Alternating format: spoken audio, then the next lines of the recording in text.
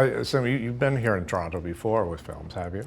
Yeah, I've been in Toronto and I've had films at the festival, but never actually been able to be here. So this is my first proper experience of the festival. Yeah.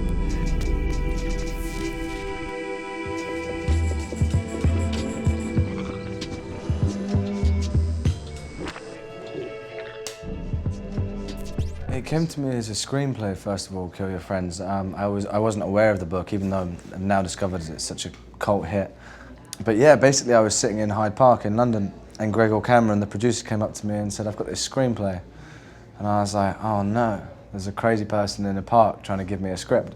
This doesn't bode well. But anyway, he sent it to my agent, and then I read it, and at the time I felt a little bit too young for the role. And then a year later they came back and they said they'd hired Owen Harris, and I was a big fan of what he did on the Black Mirror series, and read the script again and was like, this is something that I feel like I want to kind of take the risk on doing.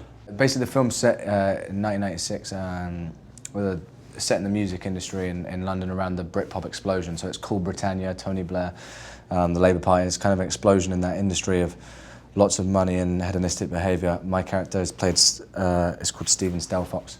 He's an A&R manager. So he basically is a very ambitious, ruthless person who is willing to go to the darkest depths to try and succeed in that industry because he has nothing to fall back on. In 96, 97, I was 7 years old.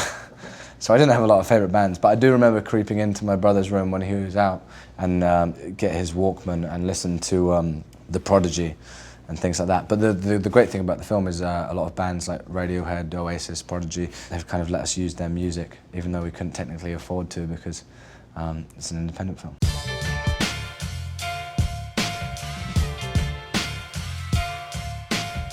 I think it was a film called Intimate Relations when I was 5 years old. I remember the audition more clearly than the job, to be honest with you. All I had to do in the audition was sit under a table and pretend to eat cake. And at 5 years old, I was like, this is a doddle. I could pretend to eat cake all day. So yeah, that was my first job. Goodbye, Hollywood Reporter.